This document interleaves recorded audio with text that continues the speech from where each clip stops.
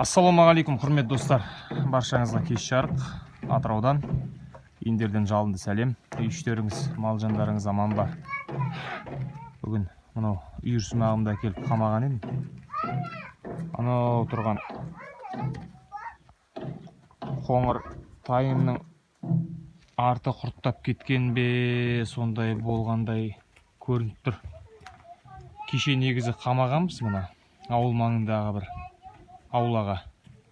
Онда көзіне кішкене бір шыбын шыққан ба, бір жақ көзі ісіңкіреп тұр екен. Әлде бір нәрсеге іліп алған ба, сондай болып азымыз жыртылған, көзінің айналасы. Соны жуып, тазалап, тетрациклиновый мазь салып жіберіп едік.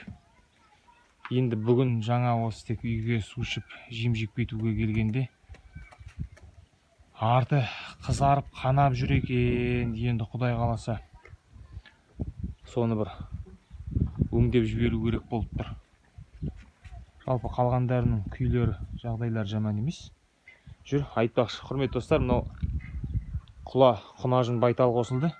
Бұл өзіміздің бір жолдас жігіттің малы еді. Әнеугіден негізі наурыз айының аяғында үйірге салған екен.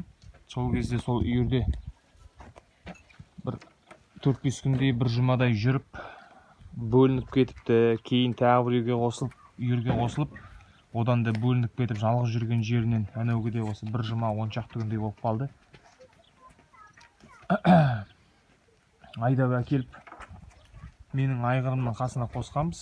Оны өткен видеоларда айтқан болатынмын. Айғырым қабылдамай қойды, бірақ сол жолдас жігіттің бір іншектің көкдауыл дейтін бір дөнен шығып тұрған айғыр сымағына салған болатынбыз. Ол енді домкраатын 1-2 рет салды да, сол өзінің қасына 1-2 күн ба 3 күн ба ұстап жүрді.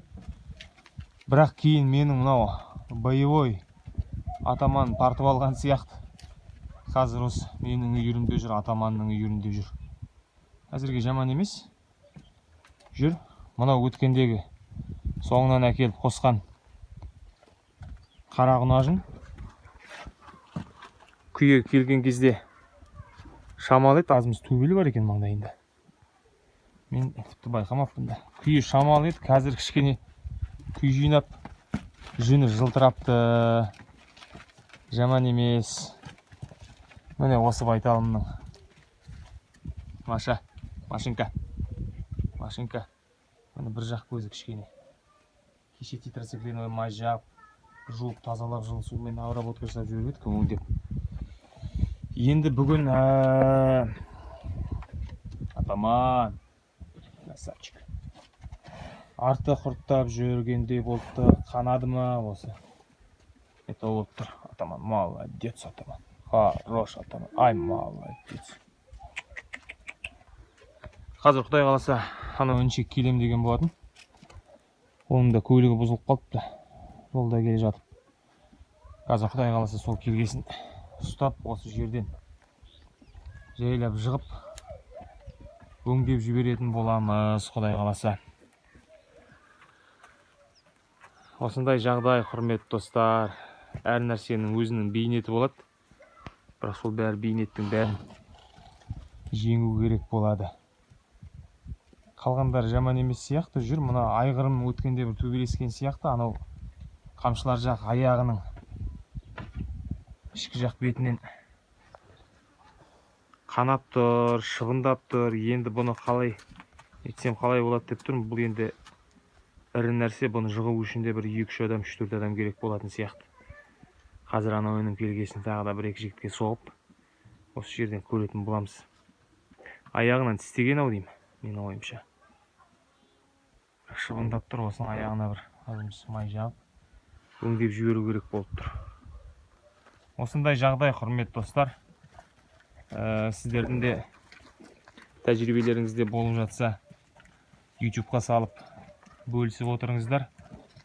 Мен енді бұл тайымның артын қазір жақсылап жуып, тазалап, ішінде құрты болса алып, дуст салып, креолин ба бір нәрсе жағып жіберу керек болатын сияқты. Иіс шығарып тұру үшін. Осындай жағдай, достар. Құдай қаласа тағы да видеомен бөлісетін боламын. Арнама тіркеліп, лайк басып, пікір қалдырып кетіңіздер.